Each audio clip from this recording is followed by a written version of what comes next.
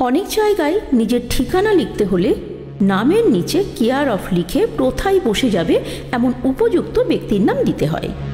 আজকাল অবশ্য কেয়ার অফের জায়গায় ডটার অফ, নইলে ওয়াইফ অফ, এসব আধুনিক টার্মিনোলজিগুলোর চল হয়েছে। যেমন হাউসওয়াইফের জায়গায় হোম মেকার। হাউসওয়াইফ হলো বিনে মাইনেতে 24 ঘন্টা গাধার মতো খেটে খাওয়া বাড়ির বউ। হোম মেকারও।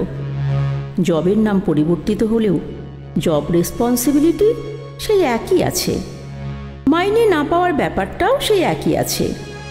সুতরাং হাউসওয়াইফই লেখা হোক বা হোম মেকার, মাইনে নেই তো সম্মান নেই। কথা হচ্ছিল ঠিকানা নিয়ে। কেয়ার অফকে যদি সময় বিশেষে মাদার অফ দিয়ে প্রতিস্থাপিত করা হয়, অভাবনীয় কিছু ঘটবে না। কেয়ারের মানে হলো যত্ন। কেয়ার অফ দিয়ে বোঝাতে চাওয়া মেয়ে বাবার প্রযত্নে আছে অথবা স্বামীর প্রযত্নে। অন্ধবিশ্বাসও রাখা হয় যে সর্বদা মায়েরা ছেলের প্রযত্নে আছে। কিন্তু পরিবারের বাস্তব চিত্রগুলো অন্যরকম। সেখানে দেখা যায় মেয়েদের অবস্থাকে বর্ণনা করতে যত্নের বদলে বশ শব্দটার তুলে অধিক চলেছে। মেয়েরা থাকছে বাবার বশে, নইলে স্বামীর বশে, নইলে ছেলের বশে। একটা প্রতীকী উদাহরণ আমার কথায় আসি। ছোটবেলা থেকে বাড়িতে বশীকরণের পরিবেশে বাবার অযত্ন অবহেলা আমার ক্যারিয়ারটাকে কোনো দিনও মাটির ওপরে পা রেখে দাঁড়াতেই দিল না। পুত্রের প্রতি অকারণ দুর্বলতায় তিনি তার সম্পত্তির অনেকাংশ থেকে আমাকে বঞ্চিত করে স্বর্গে গেলেন।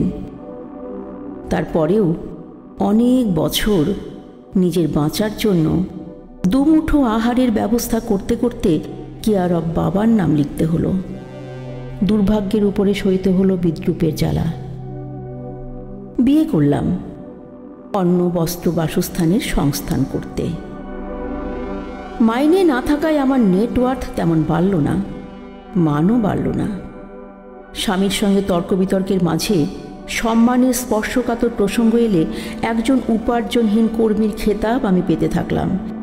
স্বামী বসের বশেই অতিবাহিত হতে থাকলো আমার জীবন। কয়েক বছর পর স্বামী আমাকে ছেড়ে ব্যভিচারিতায় মেতে উঠল। অবহেলা অসম্মানকে মাথায় বহন করে আমি এখনও তার বাড়িতে খেটে আমার ভরণ পোষণের সংস্থান করি। অথচ আমার দেশ আমার কাছ থেকে স্বামীর যত্নময় নিরাপদ খাঁচায় আছি বলে এক রকমের স্বীকারোক্তি জোর করে আদায় করে, বাধ্য করে কেয়ার অফ স্বামীর নাম লিখতে। এমনটি হয়ে চলেছে এমনটি। বাঁচার জন্য দিনরাত সংঘর্ষ করছি আমরা।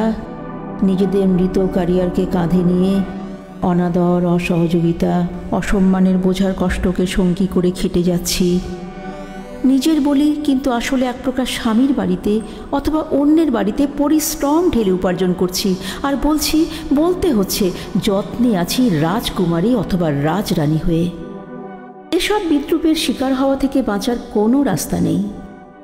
পরিচিত কারো সম্পত্তি বন্ধক রাখার কাগজে সাক্ষী হতে নিজের নামের নিচে অযত্নশীল মৃত পিতার নাম লিখি, অযত্নশীল প্রতারক স্বামীর নাম লিখি।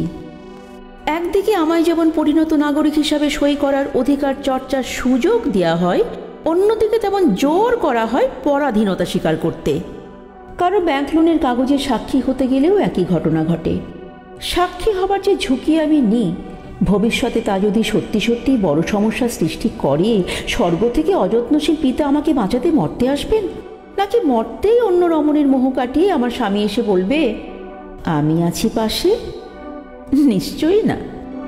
দিনে রাতে, বিপদে সংকটে, অসুখে বিসুখে, অনিদ্রায় অনাহারে আমাকে কেয়ার করতে তারা আসে না, যাদের নাম লিখে লিখে আমি আমার হাতে ব্যথা ধরিয়ে দিয়েছি।